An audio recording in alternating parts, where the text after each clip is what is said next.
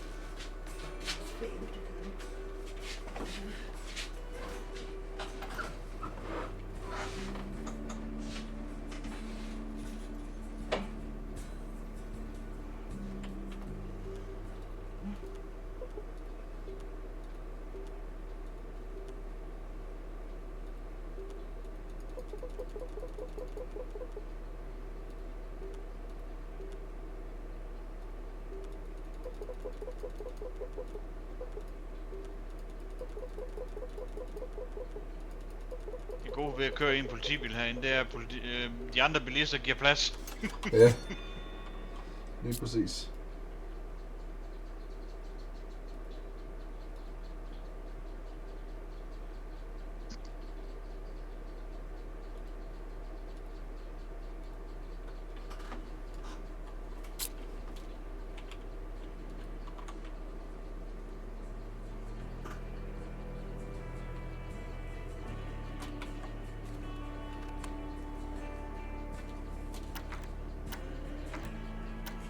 Politiet er vel ikke så tilfreds med det.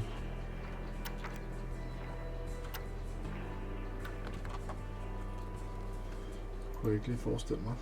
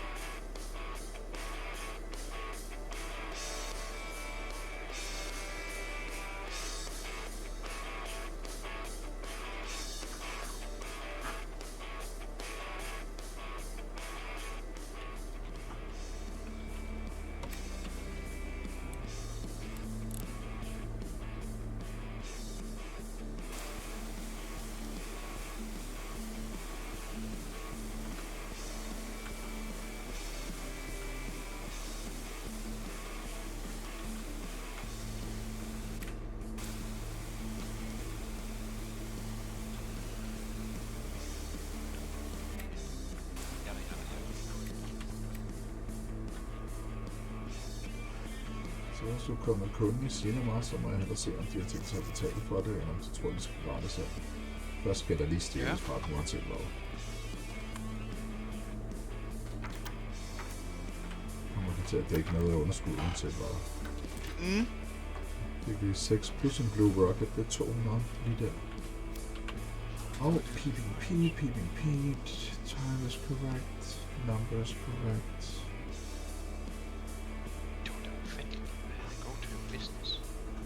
Hvorfor ser det forkert? Den lust. Nå, lad os se. Så hvor det rigtigt ud. Får vi se, om jeg har en fejl derovre. Nej, det var sgu godt nok. Warehouse Gate 4.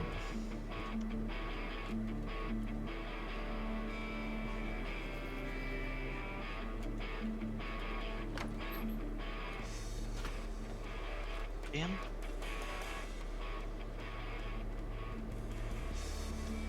Nej, jeg kørte ind i min bil. Det kan man se.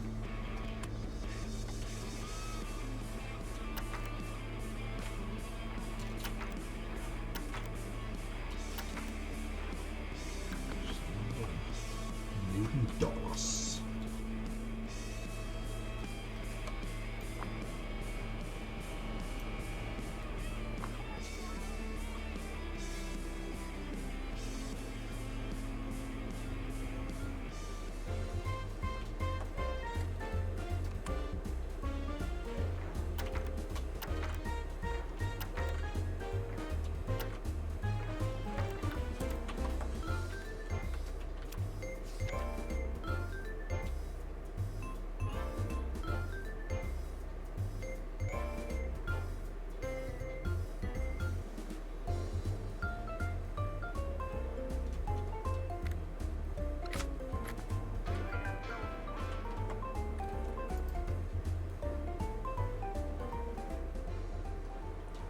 Jeg er ikke engang nået til den 3. eller 4. opgradering endnu. Jeg mangler stadig de der 250 kunder. Jeg er allerede på 87.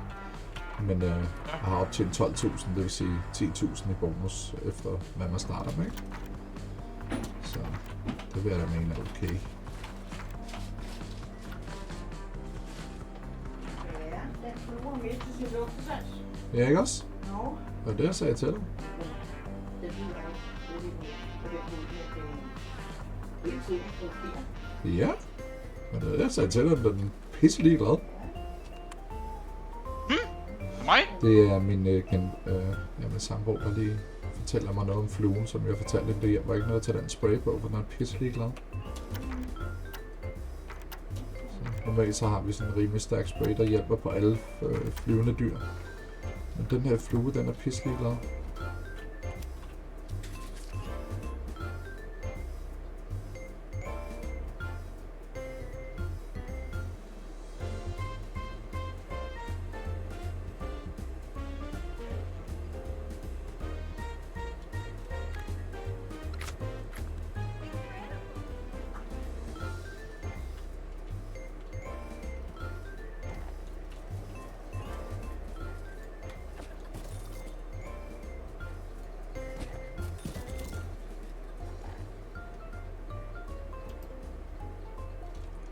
Jeg har opgraderet cinema, jeg har opgraderet de forskellige bygninger, jeg skal opgradere, og pengene stiger stadig.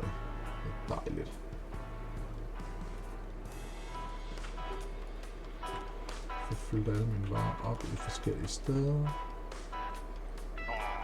Så starter den lige foran mig. Ja, det er noget. Så skal der sgu købes flere aviser igen. Dejligt. Ah! Hvad vi gør? Hvad har vi aviser den her gang?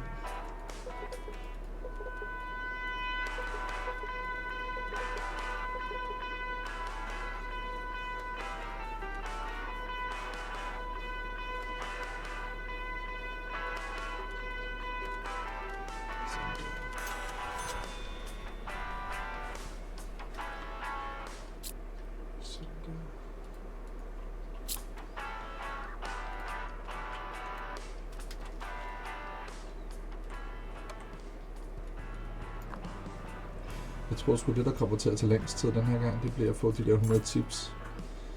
Jeg er på part 50, og jeg har allerede fået 90 kunder, så det går hurtigere med kunderne, end det gør med at få... Ja.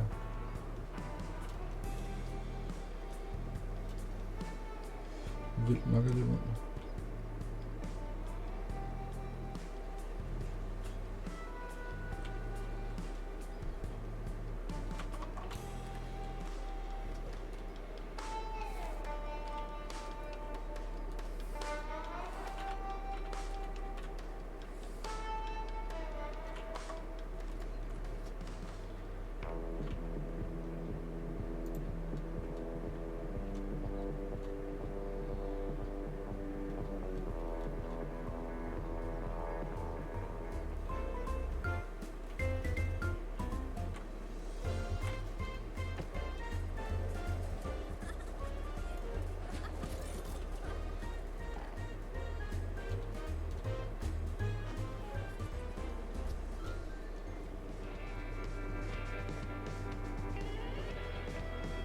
Der skulle en fuel på den, det er godt.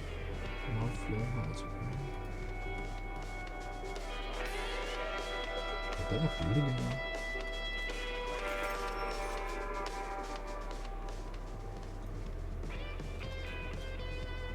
Jeg er til at tjene en krone per liter lige nu. Ikke dårligt, ikke dårligt.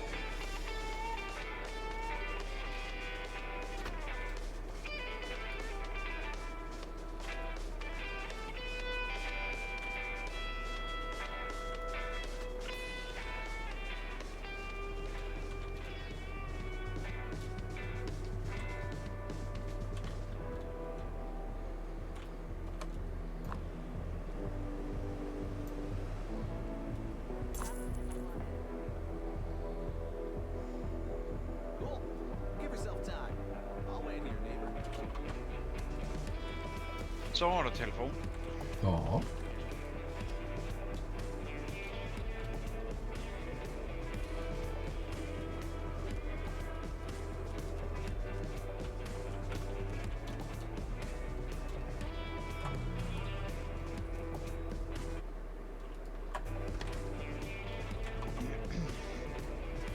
Så må du jo hellere tage den.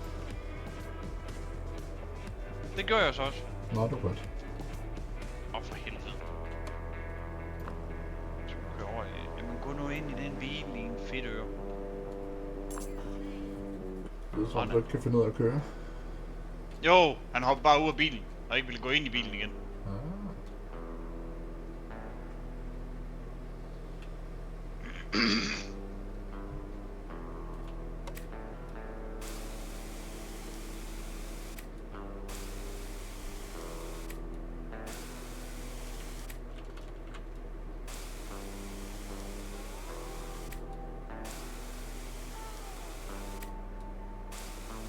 Ja, det er fint med dig. Nu må jeg nok hellere komme ud af den her præsident her.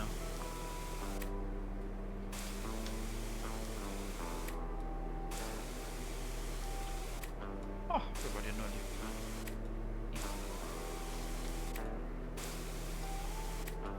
Så registrerer.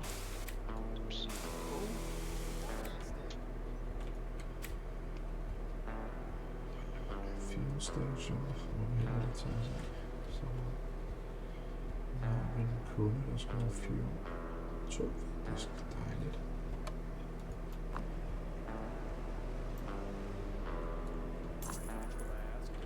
Jeg ved ikke, hvad det er. Hvad det er. Bobcat Security.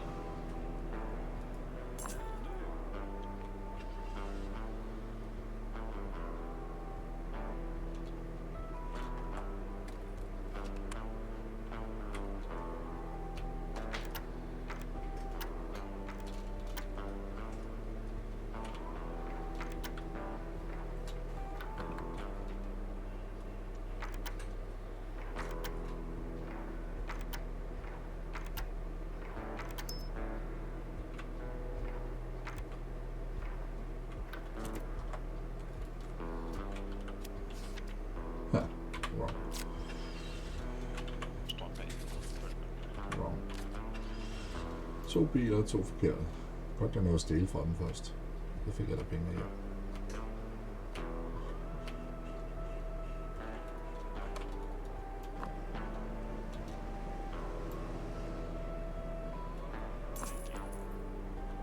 Når vi så er vi på 58 kunder, der er tilfredse. Dejligt. Hvad kan her? 12.500. Dejligt.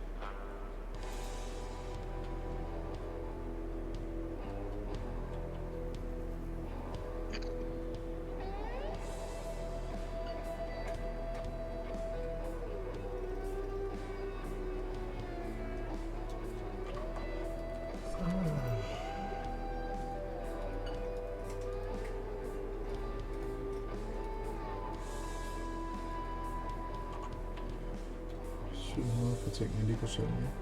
Luksus.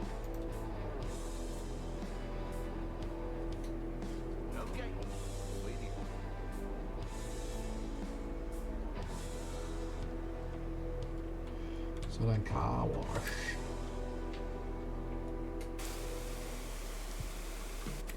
En car wash? Det er rigtigt, ja. En car wash.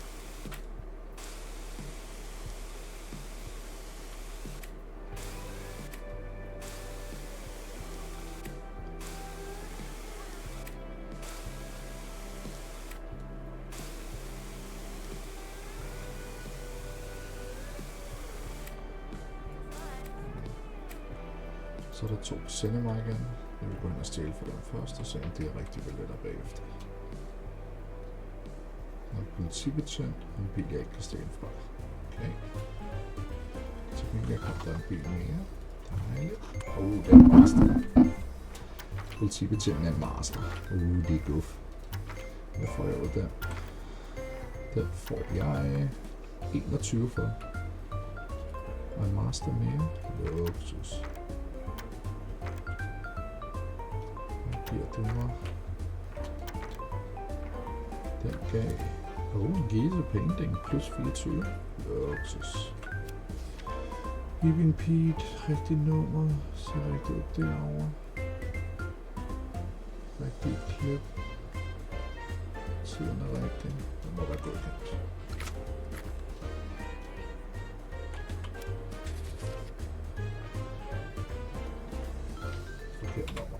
Det var politibetjenten, der prøvede sådan noget.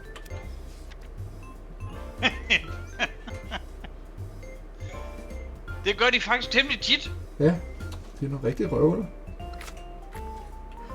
De 2 andre var gode nok, men politibetjenten prøvede sådan noget. Han har været sparet 13.500 op. Så skal lige ned og tjekke undergrunden her. Kom nu. Der må være lidt skrald, der lige skal flyttes. Ja, jeg tænkte nok. Jeg tænkte ikke på bare så længe før. Der ville være fyldt.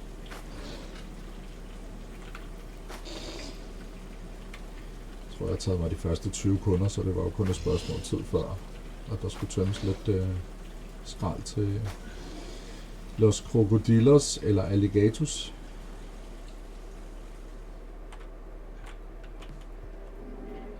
Så nu er den ikke klar nok først der. Okay.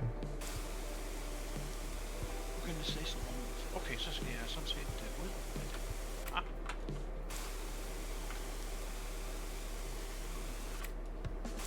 Hvad er det? Så kan jeg gå ind i det. Okay, hvad er det? Se hvad det er. Sådan. Og fuel 2 kunder. Dejligt. Kan vi ikke stille fra 3 kunder. Transported security is successful.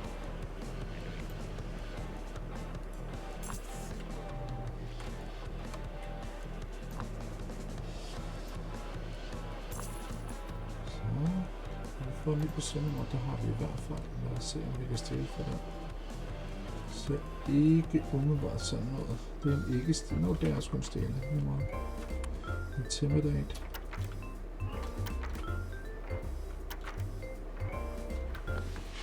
Nå, hvad siger du? Har du noget ren mel i posen her?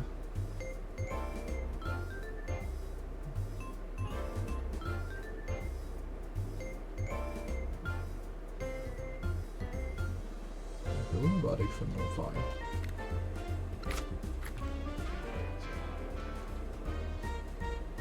Ikke dårligt. Det burde have fyldt op på hylderne nu. Nej, ikke helt. Det er også der, jeg skulle have.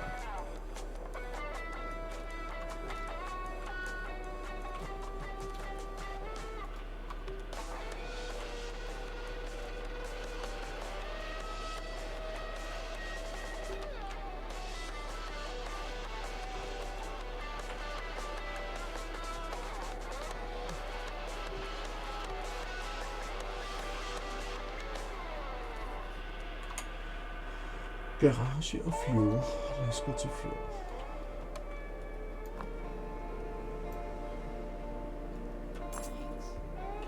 Okay, og så er jeg kørt.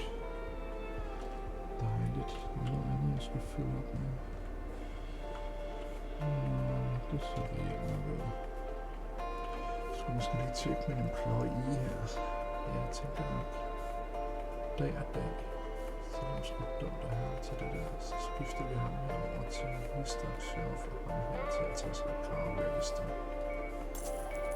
Og så Clean Station Center.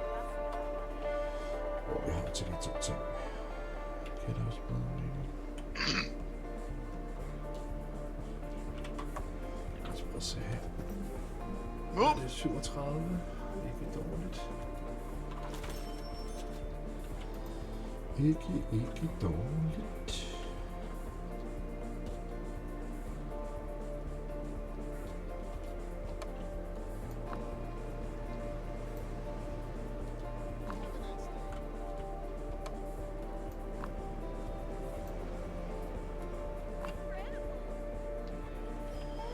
Jeg ser benzinmanden stadig billig. Det er den her. Og så skulle jeg så fuld.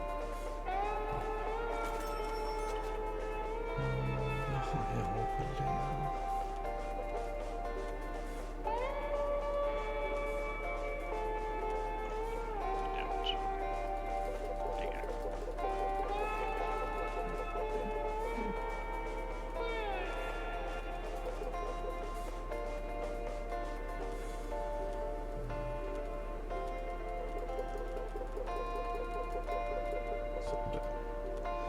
koster så også lige 2.000 at købe ind til Dakar shop derovre.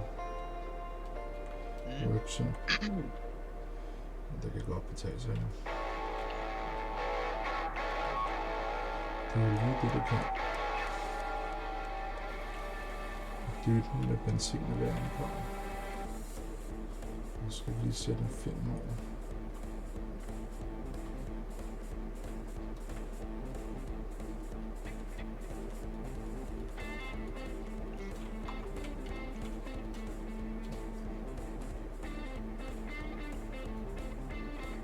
Og nu skal vi se, om der skal være sådan noget.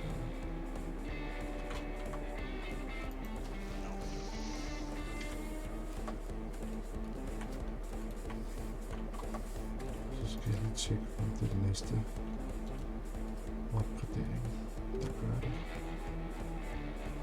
Om det er bare nævnt det.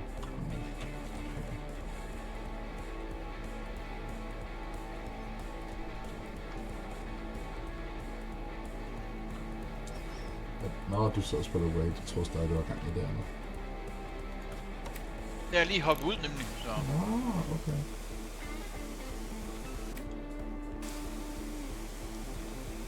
Så meget gær du altså heller ikke spillet. Nej, jeg kan ikke lige finde hoved eller hale i det derinde lige nu.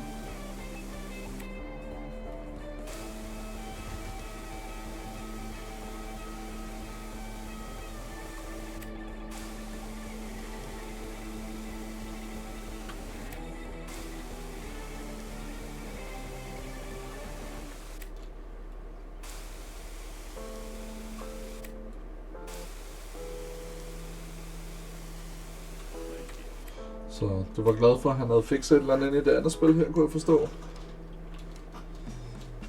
Hvorfor? Ja! Nå, Cyber? Ja. Han havde fjernet et eller andet, eller addet et eller andet, som du var glad for. Det var nogle mods, de havde lagt ind. Du ikke var så tilfreds med? Altså... Hvad forstår du ved farming? At du har en mark, og du skal tage dig af farm, og du måske har nogle dyr. Mhm. Ja. Så giver det ingen mening at lægge mining-dyr ind. Stadigvæk den, ja. Den hørte jeg godt nok lidt af. Altså, mining er jo også noget, men jeg vil ikke ligefrem kalde det farm. Nej, det vil jeg heller ikke. Har han oprettet en ny kanal ind på sin Discord? Det ved jeg ikke. Nå, okay. Det er bare, jeg synes ikke, jeg havde set den før, der hedder Forbunderøv. Jo, det er længe siden. Nå, okay. Racistisk kanal, mand.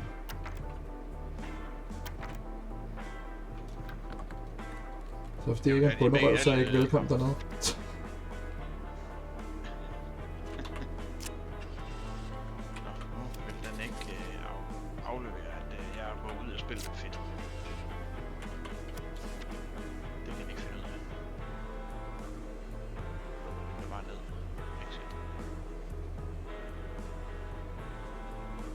Så til der var en ægte ud af 3, eller ja, ud af 3. Ja. Warehouse, fuel og car wash. Okay.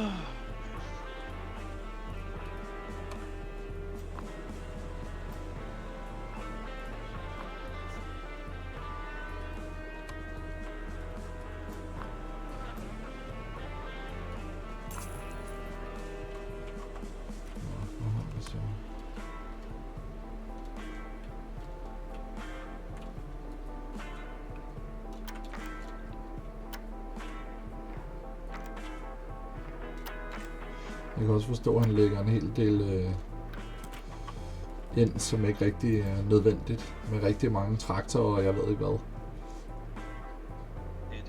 Han overdriver det lidt. Der skal være noget at vælge imellem.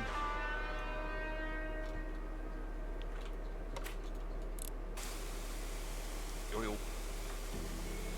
Men jeg spurgte faktisk også efter, jamen var vi ikke enige om, at vi kun skulle bruge de mods, der ligger i selve spillet. Altså, dem du kan få ind igennem spillet. Jo.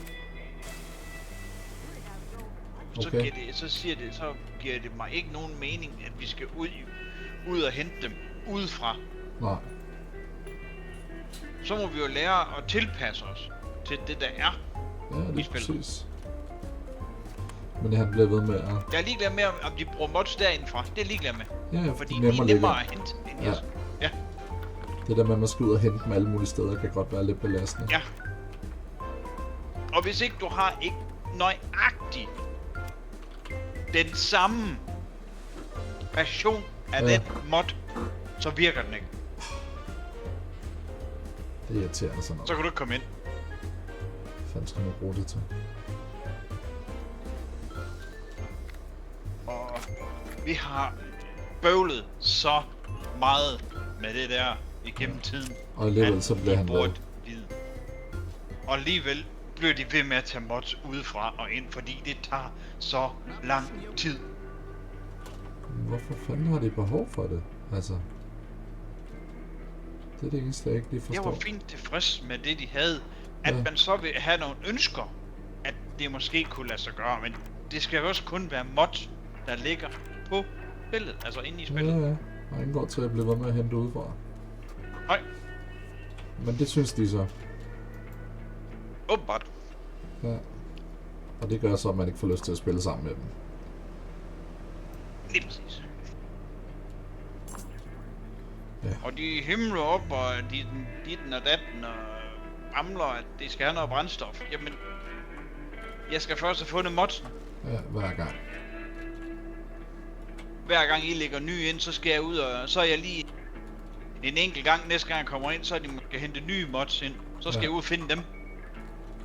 Ja, det er da pisse irriterende, at det skal være sådan hele tiden. Så er det jo ikke skide sjovt at gå ind og spille, hvis man skal bruge en halv time, før man kan komme ind og spille. Nej, det Altså, gider jeg ikke. At bruge en Nej. halv time på at finde mods hver gang. Det kan jeg fandme godt forstå. Det er der sgu da ikke nogen, der gider. At så nogle af dem, de ligger inde i modhoppen derinde over på Discorden. Det er jo så vigtigt, det er ikke vigtigt. Men jeg skal stadigvæk have dem downloadet og have lagt dem ind. Ja, jeg forstår, hvad du siger. Helt Og det med. kan tage For lang tid. 5-10 minutter. Og så har jeg måske mistet lysten til at gå ind og spille. Jamen, havde du ikke det her sidst? Jeg synes, jeg så over på, at du havde lagt streaming op, men jeg kunne ikke se dig egentlig noget spil på Steam. Så Det jeg kan kunne ikke se, at du havde åbnet farmen, da du gik over for at ville tale med ham. Så Ja. kunne jeg se, at du åbnede din share screen. Jamen, der var jeg inde og se, hvad mods jeg skulle ind og hente. Jamen, det der mener, du nåede kun at hente mods, men du nåede aldrig at spille. Nej, men jeg nåede ikke at hente nu. Nå, det gjorde du heller ikke. For det var klokken 9 om aftenen. Og gider jeg ikke til at sidde og rode med det. Nej, lige præcis. Men det er jo det, der er irriterende. Altså, det er jo det, der ødelægger det hele. Jeg tror næste gang, de siger, at de vil have et nyt map eller sådan noget, og spørger, om jeg vil være med. Jamen, jeg vil være med på en betingelse. Ja, Og det er, at vi skal ikke have mod udefra. Med ind. ja Det skal være fra præcis. selve spillet.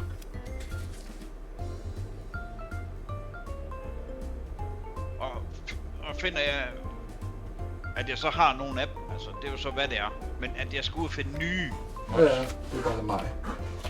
No så well. tænker jeg, så kommer jeg ikke ind igen. Nej, Så siger jeg til dem direkte, så kommer jeg ikke ind igen. Det gider jeg ikke. nej. Nej, men det Det er jo gider jeg også... ikke, at jeg skal bruge en halv time på at skal sidde og finde mods.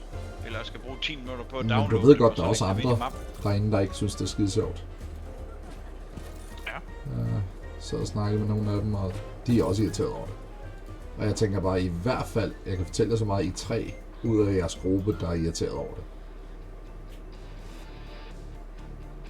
Så jeg ved ikke helt. Så vidt jeg kan forstå, er det kun Cyber og Carters, der synes, det er fint. Jamen, det er også Carters, der har server. Okay.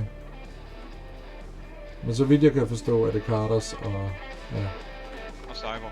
der ikke kan få nok. Jeg spurgte Cyber eller Carters efter, hvad vi skal bruge de mining mods til. Ja, Jamen, der er nogle enkelte, der er nogle stykker, vi bruger af dem. aha. Jamen, han vil have en dumper, og du skal ikke have en dumper, når det er landbrug. Nej, det er præcis. Du skal ikke bruge en dumper, når det er landbrug. Der er ikke noget ud af. Ja, for det er lige det, der passer ind. Nej. Men jeg ved, det er de to, som gerne vil have mods, men det er, så vidt jeg kan forstå, kun de to. Ja. Så resten Ja, er... Mio er også, vil også gerne have mods ind. Ja, Men har jeg det ikke tror været så også, han er mange? lidt mere til, at det skal være så realistisk som muligt. Jamen, det er det, han vil have. Men det, han er irriteret over, det er, at der skal være så mange traktorer, for eksempel. Det kan han ikke forstå, hvorfor der skal være. Altså hvis det er hvis de er nogle mods, der er inde i spillet, så er jeg ligeglad. Ja. Nå, det ved jeg. Men det, som han siger, altså, han synes, de har alt for mange mods nu. Og som han siger, det er noget, der er med til at gøre det realistisk, fint. Men lige så snart det er ud over det, så synes han bare, det er irriterende. Så. Men nu så jeg bare lyttet her sidst. Jeg spiller farming, fordi jeg synes, det er sjovt. Jeg spiller ikke, fordi det skal være realistisk. Nej, lige præcis. Jeg vil gerne have sådan, jeg kan bakke min traktor til en vogn, trykke på en knap, så den koblet til, så kan jeg køre. Jeg skal ikke ud af traktoren for at koble lortet til, for at trykke på 3 forskellige knapper, for at få lortet koblet til. Nej, det er ikke det, du finder sjovt. Nej. Det er bare ind, ud, kør. Ja, lige præcis. Men det er jo så der, hvor man er forskellige. Ja. Men så spørger man bare, om du ikke burde finde dig en anden server. Altså. Jeg kan godt leve med den der manual attachment. Jeg kan godt leve med det. Men det tager bare længere tid at lave ting. Lige præcis. Det er jo hele tiden, og så det, man bruger så de skal jo finde fanden galt med, og de har jo 3 dage per måned. Er der noget galt i det? Eller vil du gerne have flere eller mindre? Nej, de har 3 dage per måned, plus den står, jeg tror det er 0,5. Jeg tror det er 0,05 i tid. Okay. Og Så det skal... hver døgn tager 48 timer i Ja, spillet. okay. Altså i virkeligheden. Ja, det er så måske lige overdrevet nok. Så Cyber han snakker om, at han vil have en dag mere på per måned. Ja, hvis de bliver halveret. Så vil jeg også have det op, hvis du vil have en dag mere på, jamen så skal den også sættes op til måske 1 minut, eller sådan en Ja, direkte. plus en i stedet for. Ja. Ja. Sådan så det er mere realistisk, nu når de gerne vil have, at det skal være realistisk. Fordi en dag inde i spillet, det er 48 timer. Ja, det er sådan lidt åndssvagt.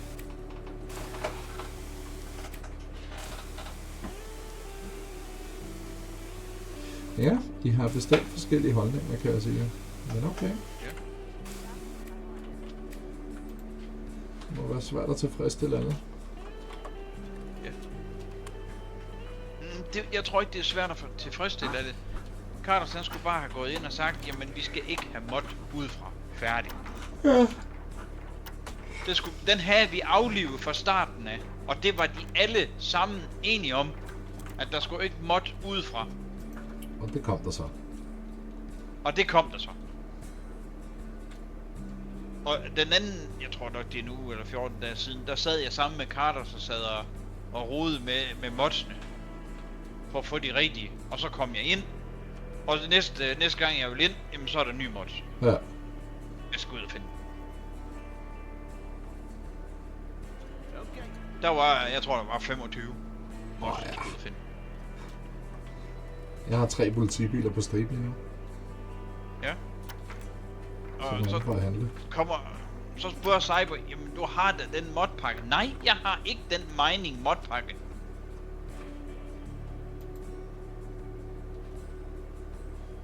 Den har jeg ikke brug for, sagde jeg. Jeg bruger den ikke selv. Det lyder ret irriterende. Altså, jeg vil være blevet irriteret i hvert fald. Jeg kan ikke se, hvad jeg skal med den. Nej.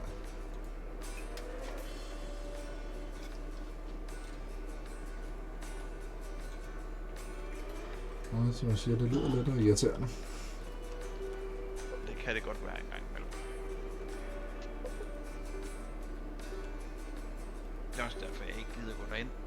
man ved aldrig, om man skal ud og hente mods. Ja, det er jo det. Ja, det er bare irritationsmomenter, som ikke burde være. Ja. Det skal ikke tage mig et kvarter om at hente mods, og så skal jeg vente på at komme ind i spillet. Nej. Det skal være sådan, når jeg vil ind og spille, så vil jeg ind og spille, så skal jeg ikke til at finde mods for 3-4 mods for at kunne komme ind. Jeg er ligeglad med dem, der ikke spiller, som jeg har sagt. Ja, jeg har også forstået, at de lægger mods ind næsten hver uge. Ja, og det synes jeg, det er for mig. Ja, altså så kan man aftale 1 gang om måneden, så kan I lægge 5 mods ind, og det skal være nogen, der eksisterer i forvejen. Det skal det. Det skal så være den nogen, første, der så kan det i spil. være, altså kunne man sige, ikke?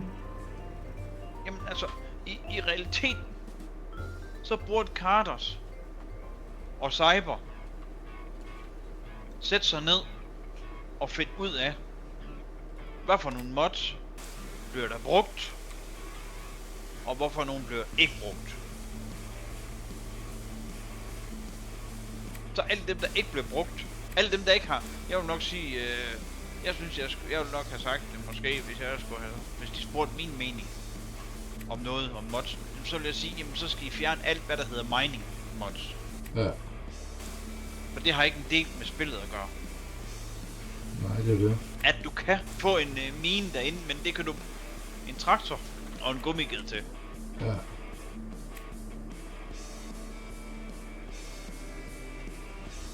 Det er jo fandme nogle maskiner, de er jo kraftet med så store, altså det er helt vildt. Okay.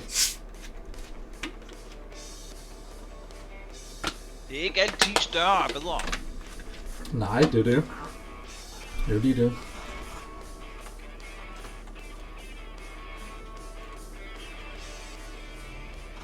Skal du have større maskiner, så skal du have større marker.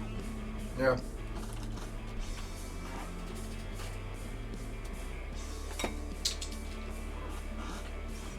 Ja, det er jo det. Og det...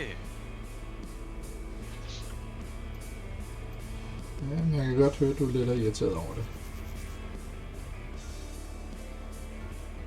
Jeg vil skide gerne spille med dem, det er slet ikke det. Men altså, det er bare det der med, at jeg skal til at sidde og rode og rave. Og det tager ikke så lang tid, siger jeg. Ja, det er også det, vi spiller jo ikke sammen på samme server, men vi spiller det samme spil. Altså, ja. Så på den måde, så kan vi jo nyde spillet, som det er, men vi spiller på forskellige måder. Ja.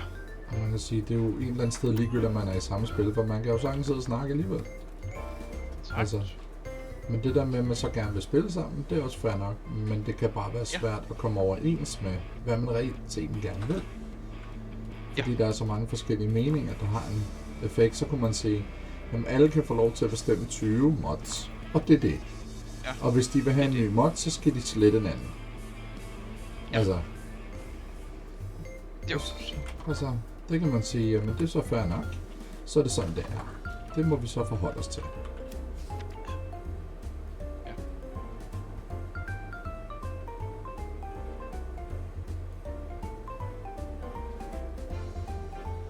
Kan jeg ikke se nogen fejl på den her?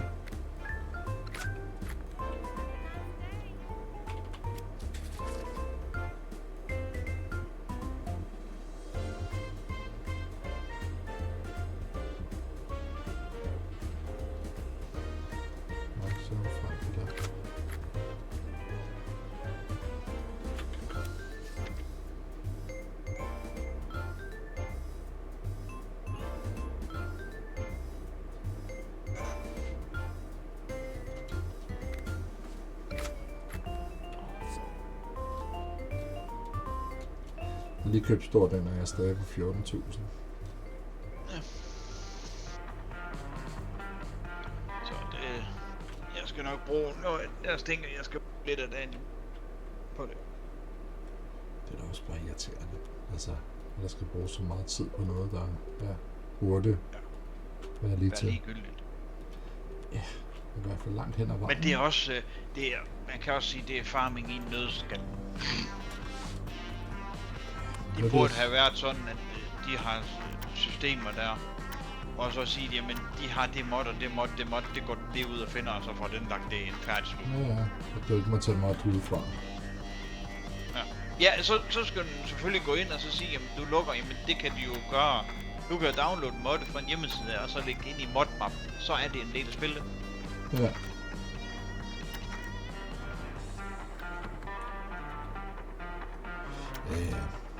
Jeg kan godt forstå din irritation. Jeg vil også være irriteret, hvis jeg skulle sidde og spille det her. Hver gang jeg ville ind i spillet, så skulle jeg lige pludselig finde noget nyt for at få lov til at spille det.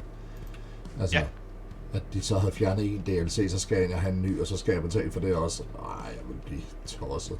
Altså det er lige, altså de der DLC'er, det er jeg ligeglad med. Og jo, men forestil dig, en DLC var et mod. Altså, det var det, jeg prøvede at sige. Og du så skal konstant ind og hente en ny, og du kan ikke hente den via Steam, så skal du ind og finde den på en anden side, og... Ja, lige præcis. Ej, hvor vil jeg blive irriteret. Det vil jeg ikke kunne holde ud. Så har jeg sagt farvel til spillet for længe siden. Det er helt sikkert.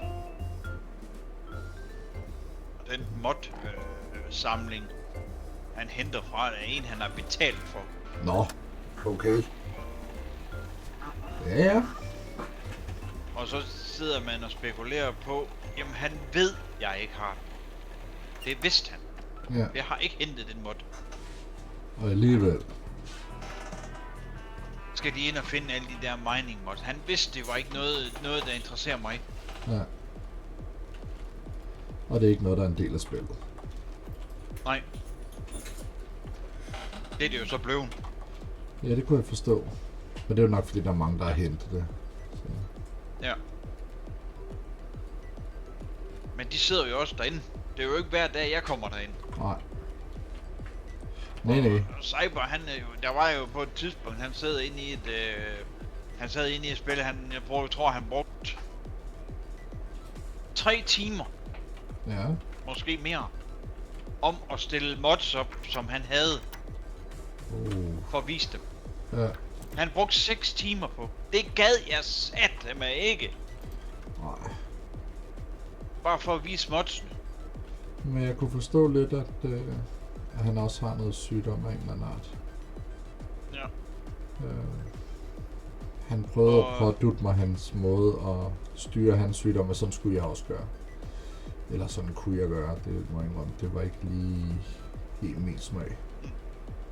Nej. Han mente, at for at kunne regne ud, hvordan mit humør er, så skulle jeg sidde og kigge på en tegning hver dag.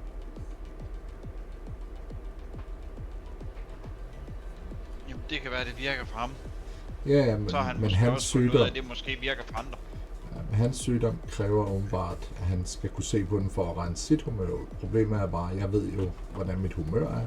Men hvis jeg har noget med, at jeg pådutter andre min sygdom, fordi det er sådan, det ser ud, når jeg bliver syg, så gør jeg nogle mærkelige ting. Og det opdager jeg et eller andet sted først dagen efter. Så at sidde og kigge på en tegning er jo ikke rigtig noget, der hjælper mig. Det løser ikke. Ikke for mig i hvert fald.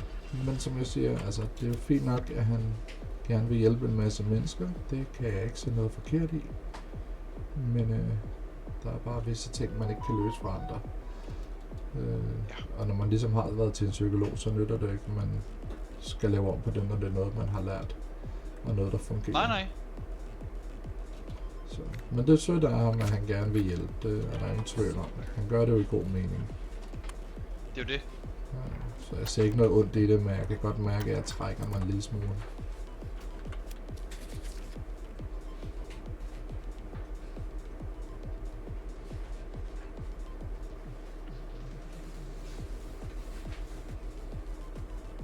Jeg tror, det stod på i næsten et kvarter eller sådan noget. Ja. Så det var så slemt, så selv Milo måtte sidde sådan, men det er jo ikke sikkert, det virker for alle og sådan noget. Jeg prøvede bare at tie stille for en gang skyld, så jeg prøvede ikke at gøre noget ud af det. Jeg kunne godt mærke, at til sidst så blev det sådan lidt, det blev lidt meget. Trykket stemning. Jeg måtte jo i hvert fald lige sige godnat og gå i seng. Ja. For ikke at lade mig blive irriteret, ikke? Så ligesom trække mig. Og det ved du godt, det er ikke lige normalt det, jeg gjorde før. Nej. Men det er noget af det, jeg har lært gennem årene. Sige, nu kan jeg godt mærke, at jeg bliver lidt irriteret, så i stedet for at blive sur, jamen, så trækker jeg mig bare. Det er også derfor, jeg siger til dig, det der med, at jeg reagerer ikke, som jeg gjorde før. Du behøver ikke blive sur på mig, fordi hey, lad os lige snakke stille og roligt, ikke? Det kan jo også være svært for dig at vente dig til, eftersom jeg var lidt anderledes dengang. Det er jo det. Men du har været god til indtil videre at lige... Ja, ikke bide for meget hoved af mig. Men ja, det er lige pludselig blevet meget anderledes, hvordan man lever. Så det der med, at man skal lære andre, men altså, prøv at høre. Jeg er ikke den type mere. Slap lige af. Så. Men jo. Stille og roligt, så kommer tingene. Ja.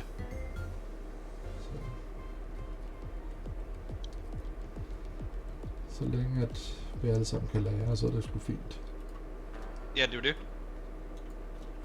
Men jeg kan godt forstå, at det kan være svært for andre, når man har været... Så du kender mig jo i lang tid. Altså... Så det kan jo være svært lige at skulle forandre små ting. Det er i hvert fald ikke nemt. Nej, altså du kan også mærke, at det generer dig ikke, at vi snakker meget sammen nu, hvor før kunne jeg godt mærke, at det trak du også lidt, ikke? Altså, fordi det blev for meget. Så. Og det var der jo god grund til. Altså, det er jo ikke ondskab, det er jo ikke ondt ment, men der var jo en god grund til, at man gjorde det.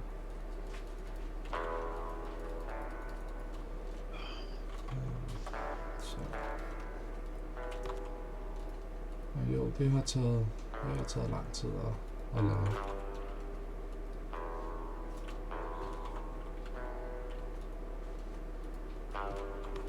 Altså, jeg var jo gennem psykologhjælp og hvad kan man kalde det? Ja. Hvad hedder det? Når man sidder sammen med en masse andre. Gruppeterapi. Ja, gruppeterapi, ja. Og lært henover, hvad har det været?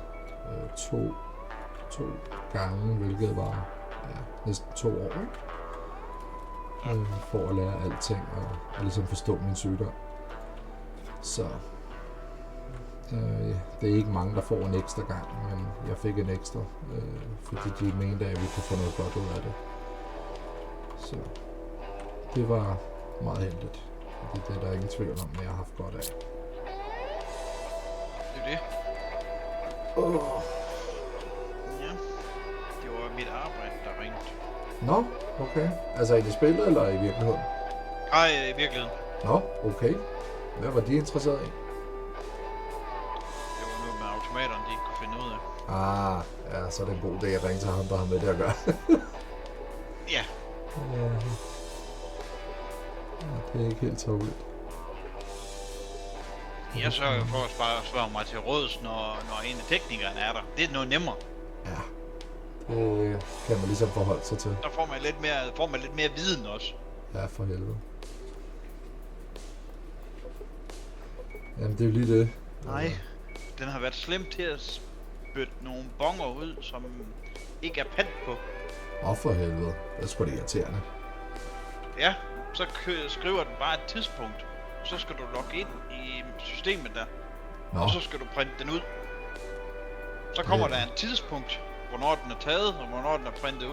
okay. Ja, Det lyder da lidt irriterende. der. Ja, Det kan jeg godt forstå. og det var det. Ja, der skulle de lige have en optegn på, hvordan det fungerede. Og der skal du bruge en kode for at komme ind i det system. Belastende. Og jeg er den eneste, der har den kode. Ville det ikke have været en idé at skrive den op, og så hænge den på flaskeautomaten? Det er ikke nødvendigt, siger de. Nå, men er det ikke bare at gøre det, uanset om de synes, det er nødvendigt eller ej? Tydeligvis så er det jo. Jamen det er ikke så sjældent. Det er faktisk sjældent, den gør det nummer der. Jo, men er det så ikke meget rart, når det sker, at man ikke er nødt til at ligge og ringe til folk på deres fridag? Eller fritid? Jamen så kan den selv være blevet smidt væk 30 gange inden. Kan man ikke hænge den på selve maskinen? Jo, det kan du godt. Og så lime den fast? Tape den fast med gaffatape, skulle jeg lige til at sige. Lige præcis. Altså, Sådan set godt. det vil jeg da gøre. Men okay, jeg gør også tingene lidt specielt.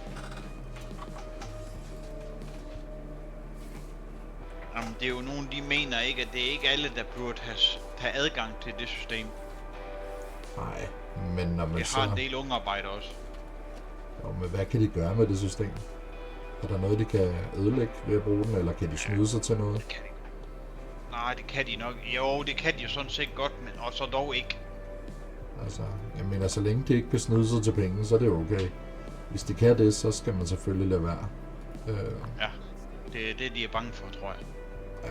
Hvis ikke lige den kunde går ind og afleverer sin flaskebon med det samme, Ja, så kan der en, der kommer og printe en kopi ud af den bon og gå op til kassen og få den udbetalt. ja, så er det ikke så smart at Før koge kunden det. reelt kan komme og gøre det, Ja, okay. så får kunden jo bare en fejl, Ja, fordi den bon er blevet, ja udbetalt. Ja, lige præcis. den er registreret i systemet. Ja, så er det ikke så smart at gøre det. Nej, så derfor er de jo ikke interesseret i, at alle har koden. Nej, lige præcis. Det giver jo også god mening, så... Det giver meget god mening. Altså, det, så kan man sige, så er det ikke bare for sjovt, at koden ikke er der. Så det er fordi, at... Og jeg har også nogle nøgler oppe i mit skab til sådan nogle værktøj, Ja, som også kan Sådan noget. påvirkes. Ja. som også kan... Nu har vi fået en gang, hvor vi har fået en nøgle. Den lagde jeg nede i kassen ved Ja. siden af maskinen. 2 Så- dage efter, der var nøglen væk. Simpelthen så irriterende, når folk ikke kan finde ud af at holde fingrene, fordi de kan holde fingrene fra. Fordi der er jo tydeligvis nogen, der har rørt den nøgle. Der er nogen, der har taget den med hjem. Det er 100. Ja. Og det sagde jeg også til min kollega, at da jeg har glemt, at der er nogen, der har taget den nøgle med hjem. Hun ryster bare på hovedet. Ja, men det er sgu da irriterende, altså. Ja, og så sagde jeg til hende, nu har jeg fået en ny nøgle, Ja. og den lægger jeg i mit skab, Og siden da er den ikke blevet væk. siger jeg til hende. Det er fint, jo. Og nu har den nøgle Jeg ikke har været også, væk i alle de år. Ja, jeg har også en nøgle til maskinerne i mit nøgleklip. Ja. Nå jo, men altså, du har også et job, som man trods alt skal Ja, ja. stole på, at du kan varetage. Ja, selvfølgelig. Plus, vi har en, der hænger på maskinen dernede også. Ja, Så jeg har en i tilfælde af, at den anden blev væk. ja, okay.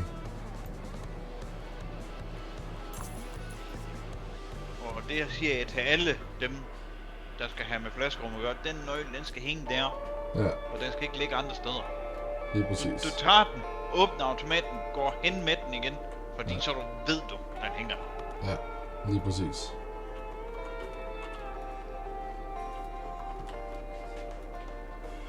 Det er egentlig 8 års værktøj til nogle af karren, det ikke er blevet taget. Nå, okay. Men den vejer næsten også, jeg tror den vejer 1,5 kilo, den. Ej, det kan så også være lidt irriterende. Ikke så, at man Det er lige ikke løber bare med. en, du løfter rundt på. Nej. Den er faktisk rimelig tung. Ja, Det er sådan en speciel nøgle. ja. Nok ikke lige den, man tager om på skuldrene og lige løber med. Nej. Den er til at håndholdt, men den er jo tung. Ja. Så. Og så er der en nøgle, der bliver væk, som jeg får væk, så tager jeg gerne skylden. Det er ikke det. Nej, men så har man jo også ligesom skylden, så er det sådan noget, ja, det er sgu mig, der Ja. kører også i det.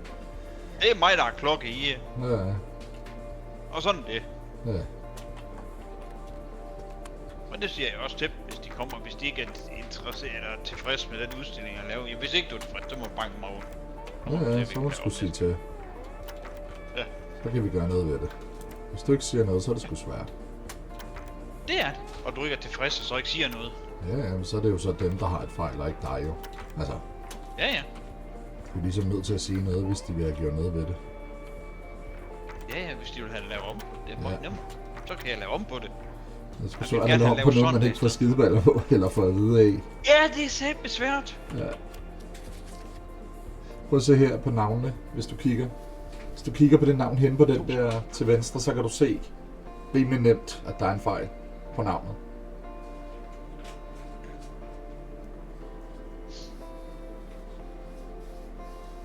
Kan du se det?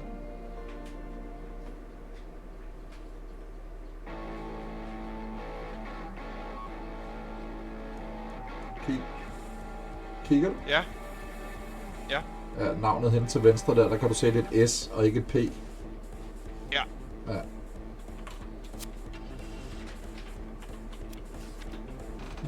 Og nogle gange så er der et ekstra E på lige præcis den her film. Dem her kan jeg ikke se nogen forskel på.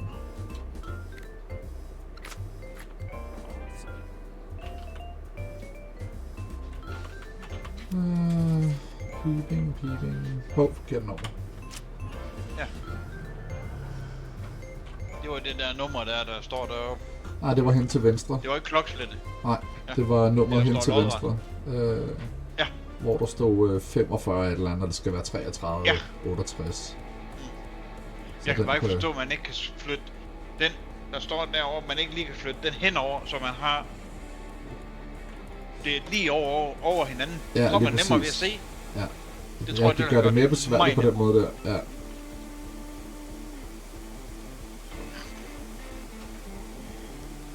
Måske er det, fordi de ikke vil have, at det skal være for nemt. Altså, Det er det fandme heller ikke i forvejen. man skal godt nok lige bruge lidt tid på det. Det skal du altså.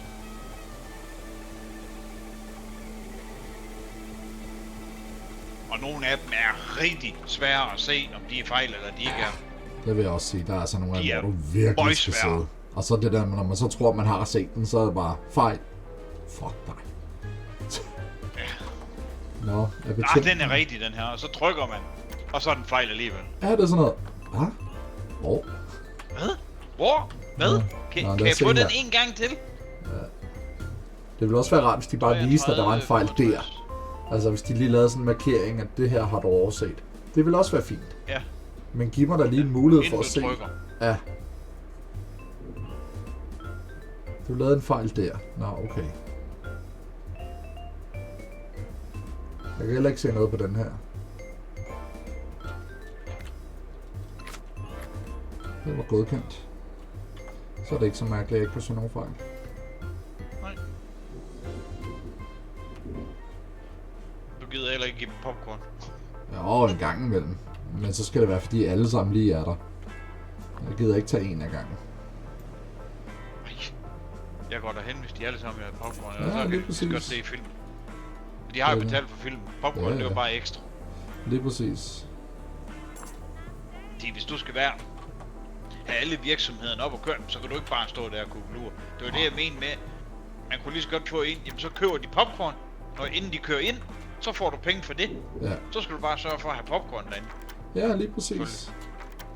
Det vil have noget med Men mig. det er jo fordi, de vil have, at det skal være et minispil. Det er rigtigt, det er derfor. De vil have, at det skal være Det et er ligesom minispil. for sent i at være minispil, det der.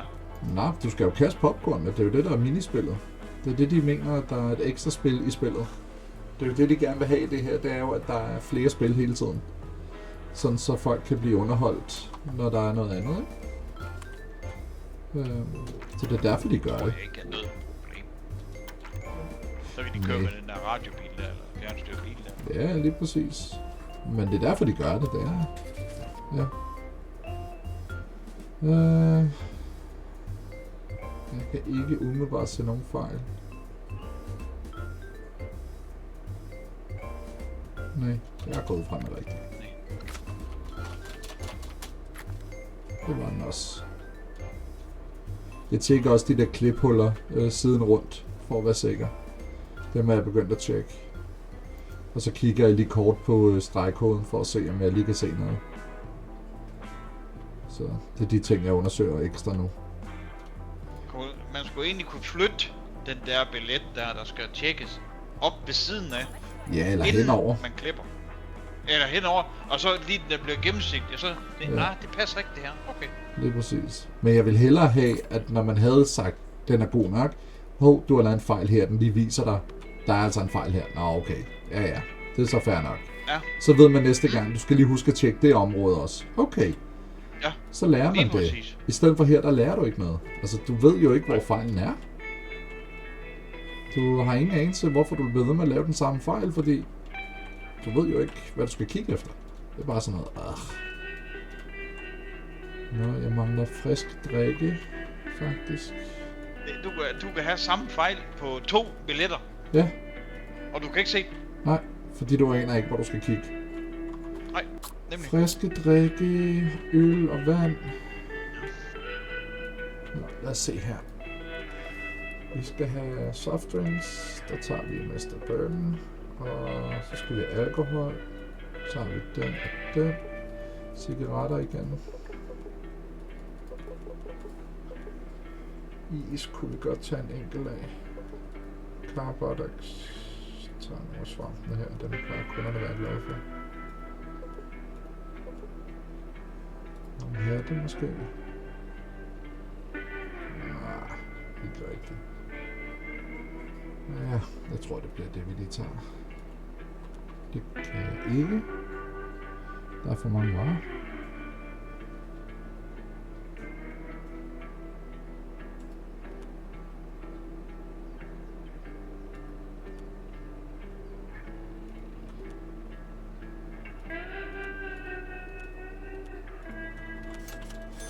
Så bliver det sådan. Nå, hvad har vi? Vi har en car wash. Så skal der sgu vaskes dytter.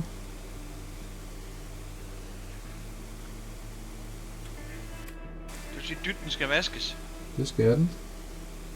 Den skal sgu en tur i vaskekælderen her. Og det er fjernet noget mudder. Sand. Ja, begge ting måske. Nå, så hopper vi lige en tur i kælderen. Jeg går ud fra, at der godt kunne være et par få poser. Du mener kloakken? Yep.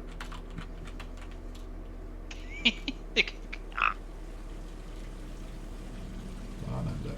Tænk nok, der var lidt at komme efter. Vil det ikke være længe før den vil være blevet stoppet. Sådan der. Så. Kom så der. Og så er det fuel cards.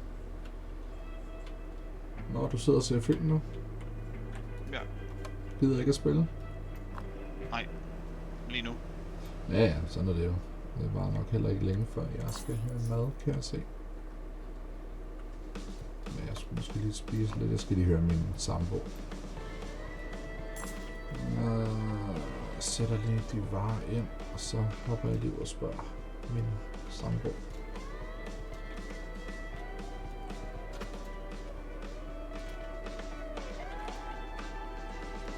Tilbage lige straks.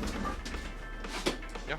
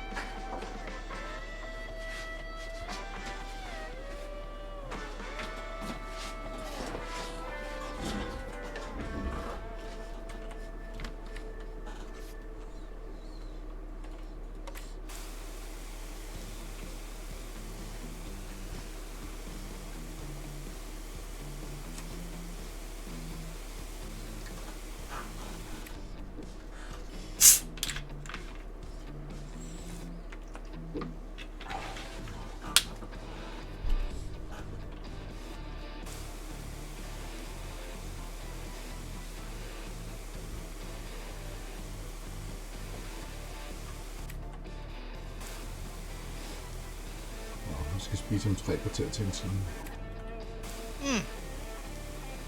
Og i aften skal vi se Wolverine film nummer 2. Ja, Wolverine? Mm.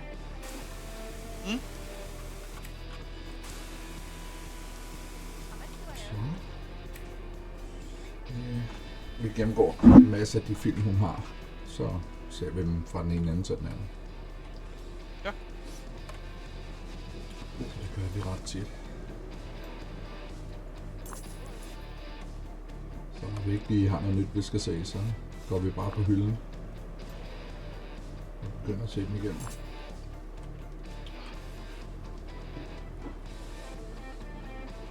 Jeg er stadigvæk kun halvvejs i de der 250 kunder, jeg skal have, og jeg er allerede oppe på næsten 19.000. Det er det, jeg siger, man tjener altså rigtig godt, når man kører butikken på den måde, jeg gør. Der er en, der holdt på en sandbank, var ikke det? Den der? Du ved da godt, hvem det er. Jo, det var bare derovre. Det så bare ud, som om han holdt på en sandbank. Nej, Over ved udkørslen derovre. ikke så vidt jeg ved, men jeg kan da godt lige tjekke efter. Se om der skulle være noget. Nej. Ikke lige Det var umiddelbart. ikke umiddelbart, nej. Men nu har jeg i hvert fald kigget efter, så det kunne jo godt være, der Ja, har været det et så eller bare sådan ud, men det var... andet. Ja, ikke lige den her gang. Nej. Men havde der været noget, så har det jo været meget rart lige at vide det. Så Ja, selvfølgelig. vi synes det alligevel. Ja.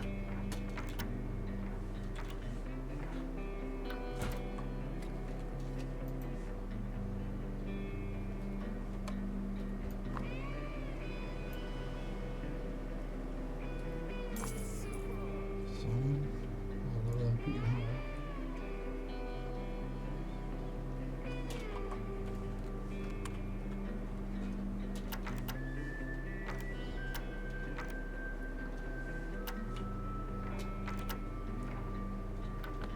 Godt. Nå, har du rent mel i posen, lille mand?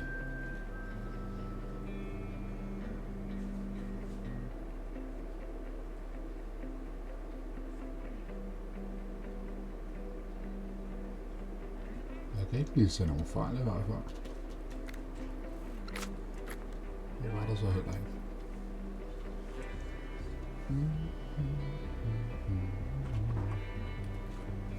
En master. Ja, tak.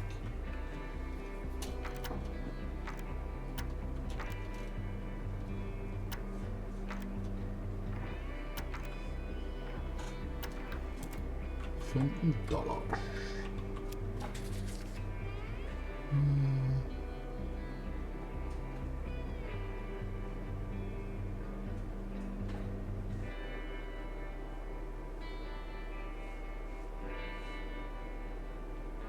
Kan jeg ikke se nogen fejl på.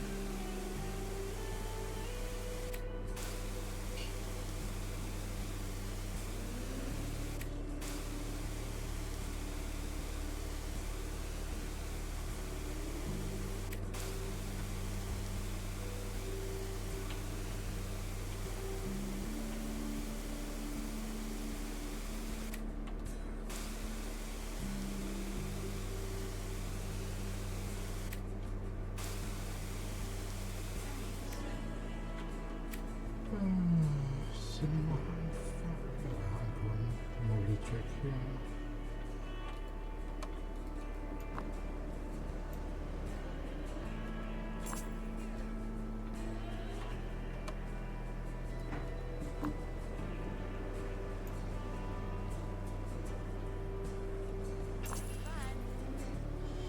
Skal vi lige bestille noget mere gas? Det er gas.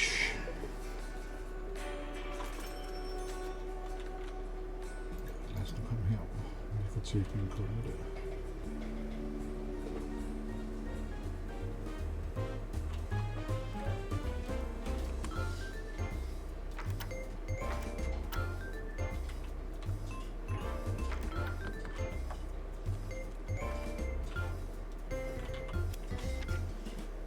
Forkert.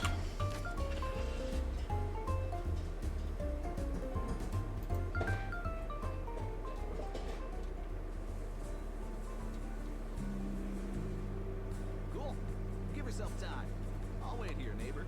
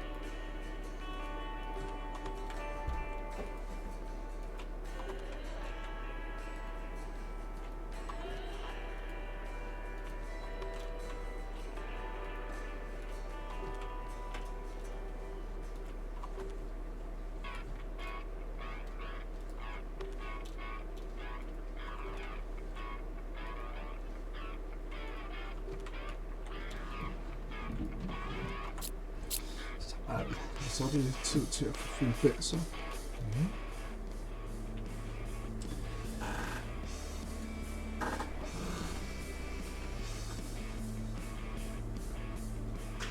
Han kunne godt ligne Dirk Passer lidt, ham der. Han kunne godt ligne Dirk Passer lidt, ham der. Han har nogle træk. Jamen, det er det ikke. Nej, det ved jeg godt. Men hvis du kigger på ham, kunne han godt have lidt træk derfra. Ja. Det er lidt sjovt faktisk. Jeg så lige med det samme. At han godt kunne have de der få træk.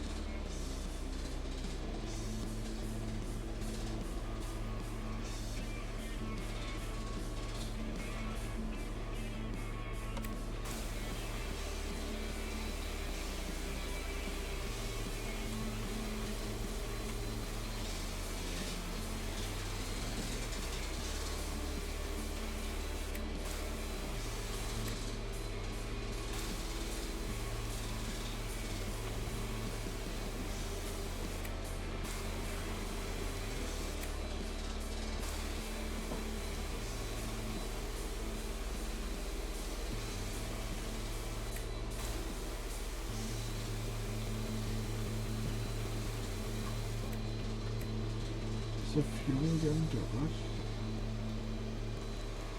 Så heller ikke lang tid, jeg bestiller varer, så går der 1 minut eller sådan noget, så er jeg allerede tjent pengene hjem igen. Ja, det er det. Jeg tror, jeg har på varelageret omkring 5-10.000 i smøg og aviser og alt det der.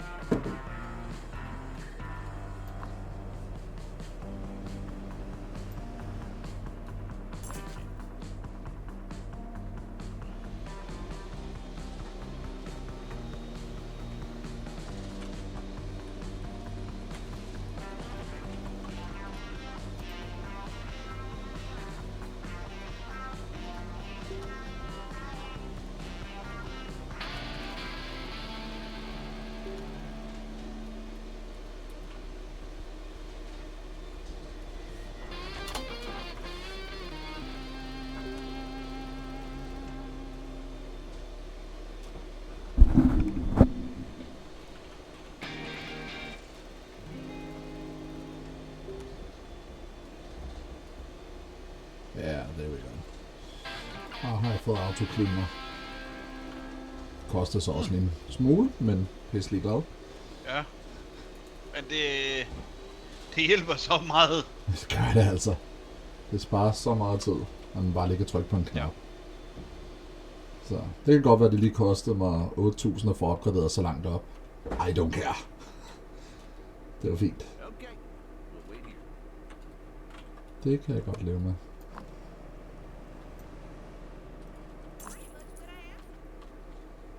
Mhm.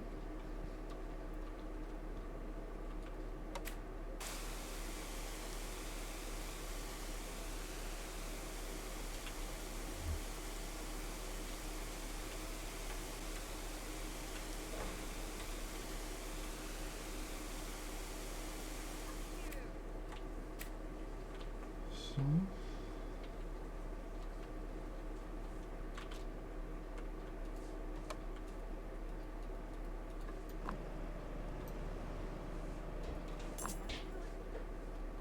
Mangler 8 tips mere, og så er en små 121 kunder.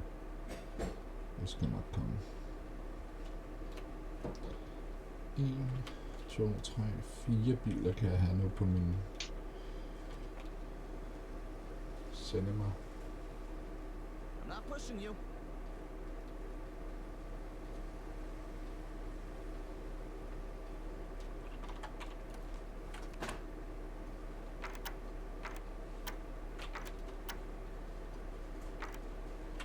Hvad tid regner du med at spise i dag?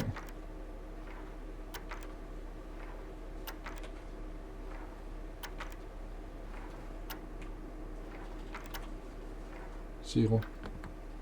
Hvad? Hvad tid regner du med at spise i dag? Det var nok ikke ret længe. Hvad da? Nå, fordi vi spiser også om en 3 kvarters tid. Så. Om jeg skal først starte ovnen. Ah. Jeg skal bare tage mig sammen, sparke mig sammen derude, ude i køkkenet. Nej og få da. det tæt. Skal du vel ikke? Der er ikke nogen, der kommer og gør for mig. Din stakkel. Det må være hårdt at være dig, Det er det også. tænker jeg.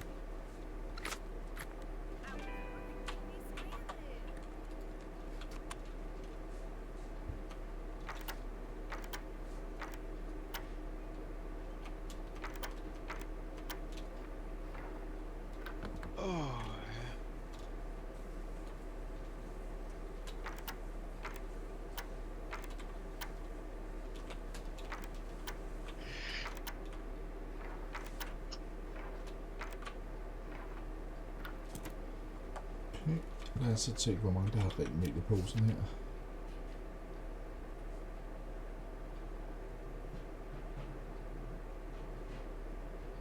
Umiddelbart ikke sådan nogen fejl.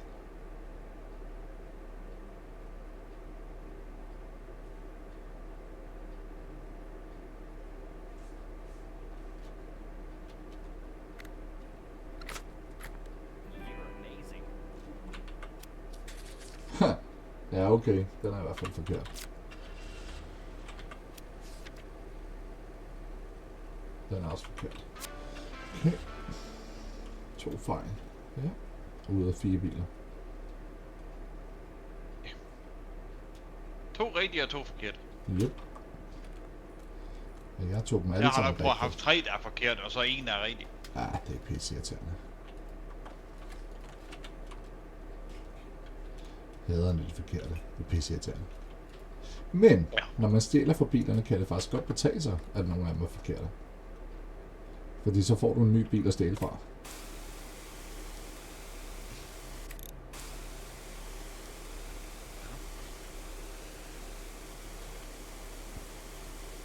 Så får du lige pludselig fordele af det i stedet for. Så skal jeg bare sort ud.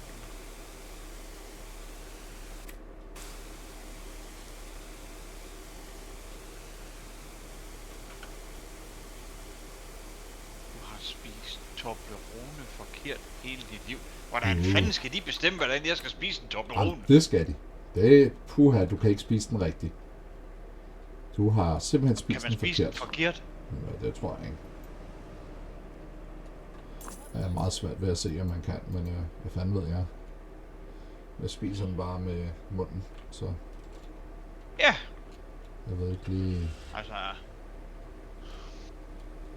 Du kan ikke spise den helt alligevel.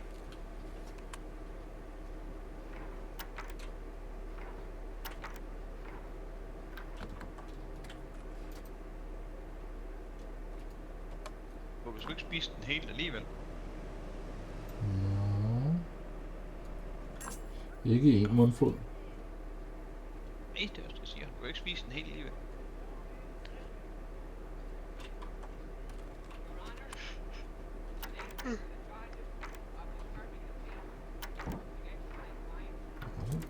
Så skal vi lige se, om jeg gjorde rent mel i posen.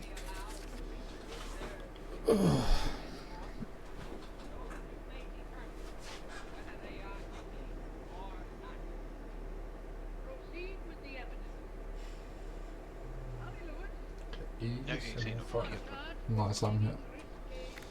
Jeg har tjekket de andre ting, så kan komme en bil mere. Der er overskud noget i hvert fald.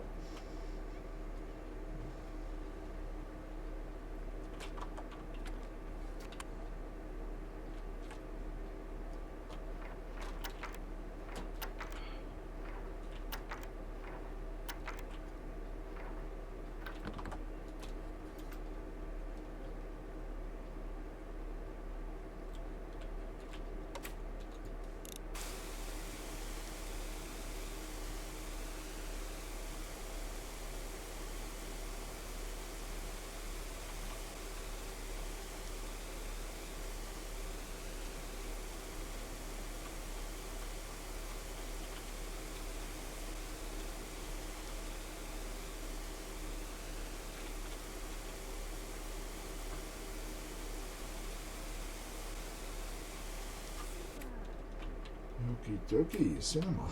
Lad os se, om der er en ægte, eller om den er på fejl. Uanset hvad, skal vi se, om vi kan stjæle fra den. Kan jeg ikke.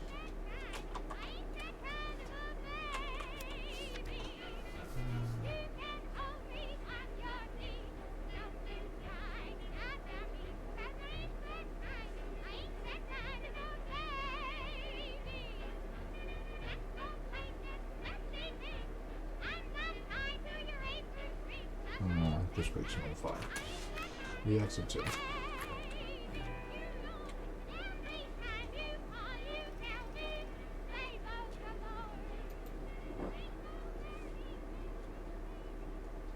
Cool. Give yourself time. I'll wait here, neighbor.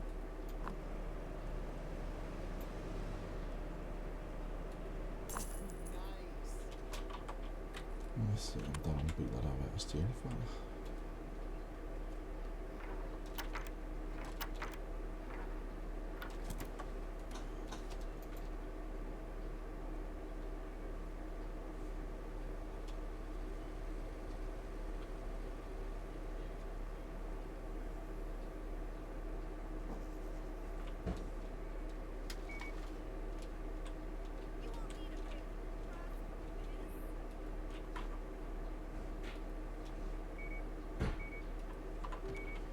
Nå, må jeg bestille nogle små hjem igen.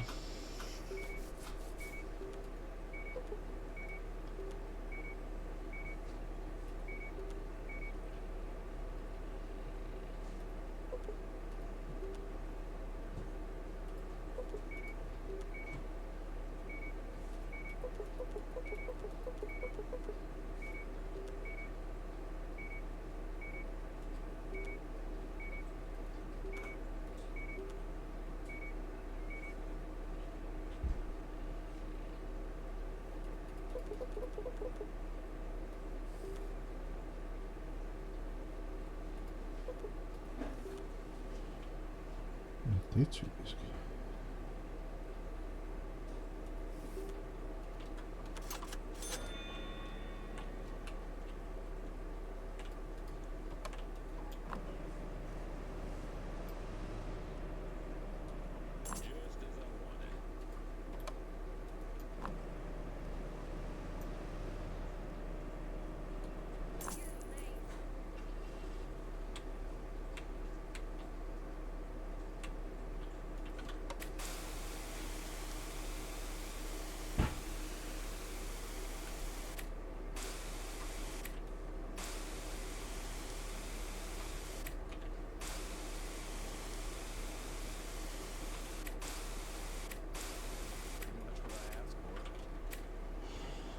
Okay.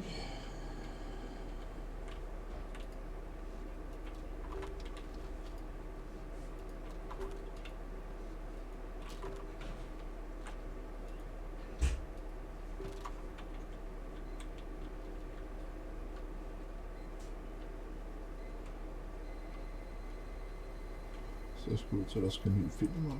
Der er lidt.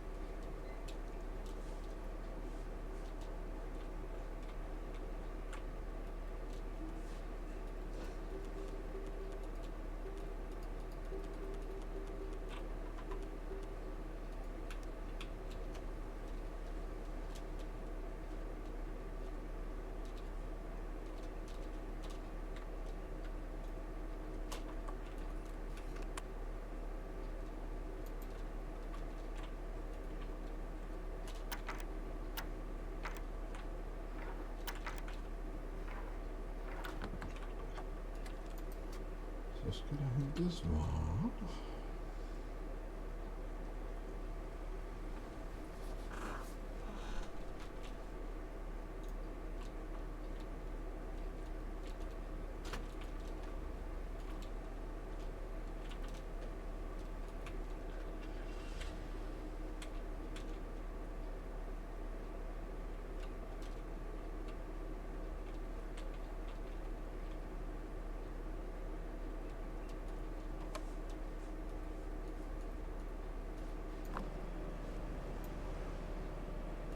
How much do I owe you? I'm still here. I'm still here. Yeah.